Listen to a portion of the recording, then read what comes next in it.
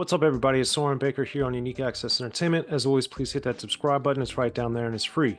Now, today on the 1st and 15th, wanted to come to you guys because, I get a lot of inspiration from a lot of different places. And recently I posted about Just Ice's Back to the Old School album on our shorts, and got me thinking about all the great cover art that there's been that are actually drawings or some sort of art that's not just a picture or a manipulated picture. And Just Ice Back to the Old School, of course, is one of those.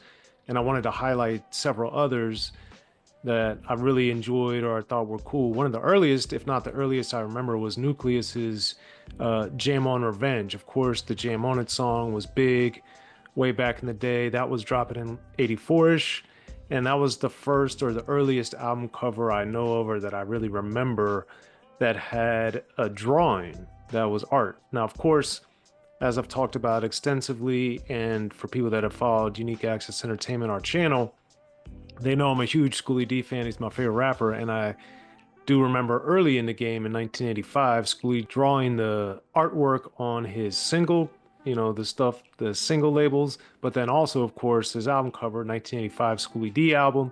And if you haven't already, you can check out our cover story we did on the Schoolie D album. And because Schoolie D's Crazy album, his first album, and then his most recent album. And we break down how and why he drew them and how and why he did them the way that he did, a lot of his influences. So it's highly interesting. And I'd say gives you a lot of great insight. Of course, Schoolie in 1986 also drew Saturday Night, the album cover. And that's really when I went from liking Schoolie D to loving him with that album. So that one is phenomenal, and it's a lot more detailed in some ways than the eponymous album from Schoolie D in 85. But the 1986 also brings up, like I was saying, the Just Ice Back to the Old School. And I wanted to show this one in person because, you got LaToya wearing like the Benetton type of shirt. You got Davey D or DMX, I should say, not Davey DMX, but DMX there with the feeler. You got Mantronics, you got Just Ice, Turbocharged. It's just a lot going on there. Mantronics is wearing New Balance.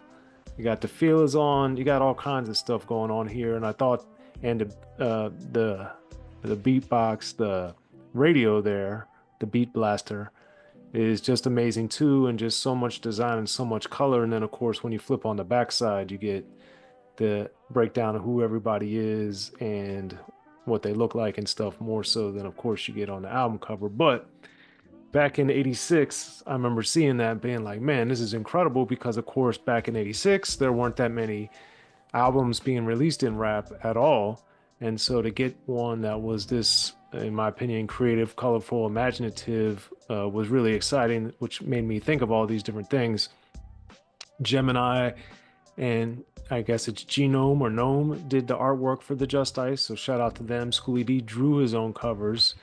And then, the different artists have a bunch of different people that were doing the cover art, but I just remember thinking this added this other layer, because at the time in the 86 era, there just wasn't that much you could really see of rap that was visually presented.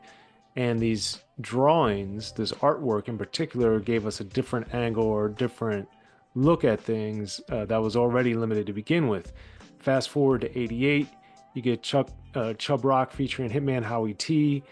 They had their album cover drawn, which I thought was pretty cool. Also in 88, you had the Jungle Brothers Straight Out the Jungle, one of the most underrated albums of all time, in my opinion, which paved the way for the Jungle Brothers to JB's 1989 album done by the Forces of Nature. If you haven't already, J-Ro and I did our best albums on this because it's one of our favorite albums, both of us, and there's the link for that. But definitely check that out if you haven't already. But that was another great drawing, I thought, that matched the album extremely well, as did Straight Out the Jungle. So to get those albums back to back and to have them both as art pieces, I thought was incredible. And then also in 89, you had Iceberg by Ice-T, Freedom of Speech, Just Watch What You Say, which was one of the more dramatic, if not the most dramatic cover, I would say, to that point. And you could see why. But 1989 also brought us the less heralded, but also interesting DJ Chuck Chill Out and Cool Chip, Masters of the Rhythm.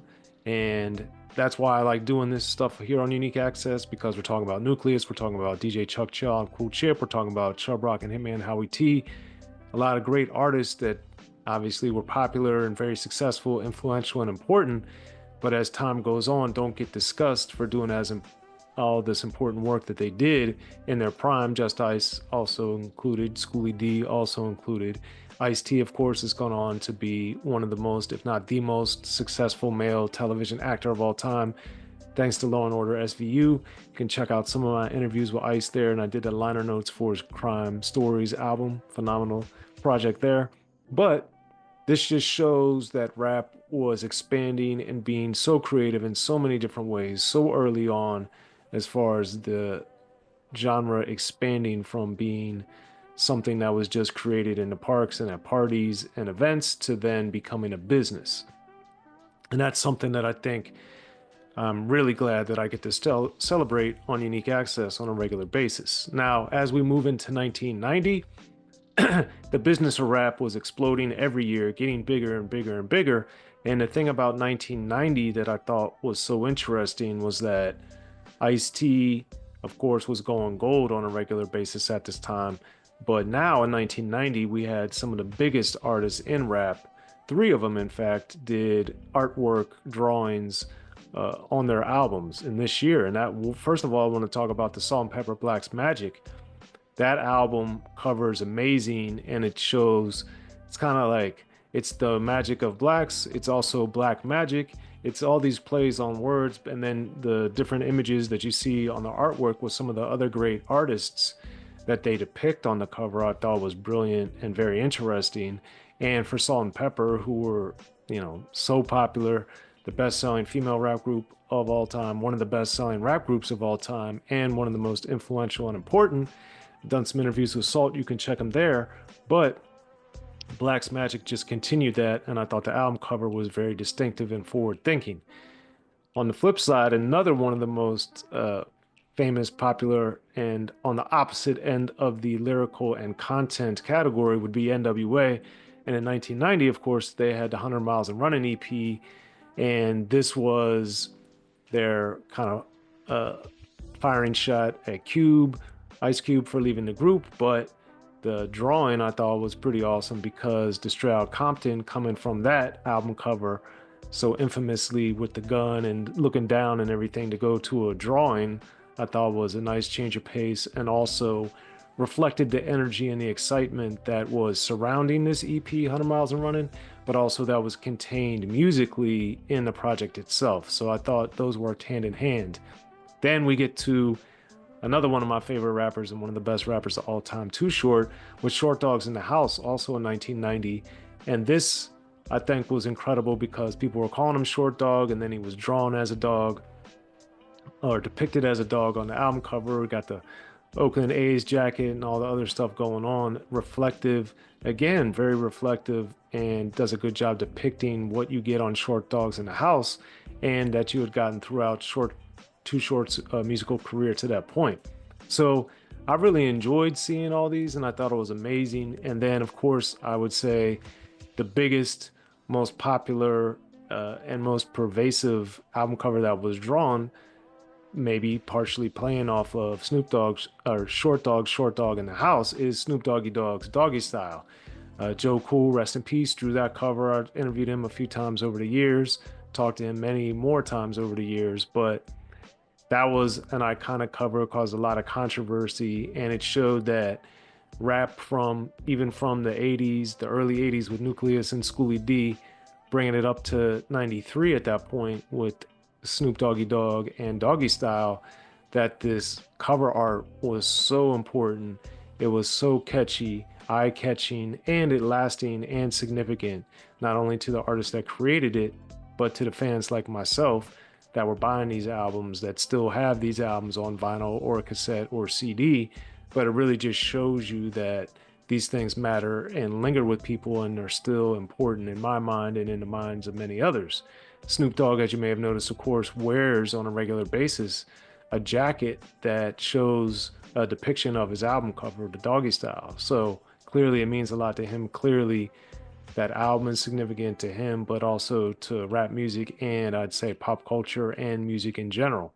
So the artwork, actual art on the album cover instead of just a photograph, I think has played a big role in rap history. And that's why I wanted to highlight a lot of these just up to 93. And I know obviously there are several more examples. You could hit us with some of yours that I didn't mention, or of the ones that I did mention, the ones you like the most. But definitely let us know what you think here on the 1st and 15th. I'm Soren Baker. You can follow me on all social media at Soren Baker. Definitely follow us at Unique Access Ent on all social media. And please, please, please subscribe if you haven't already. Like, share our content, join as a member too. And of course, we are in the midst of this chaos with all the fires in California.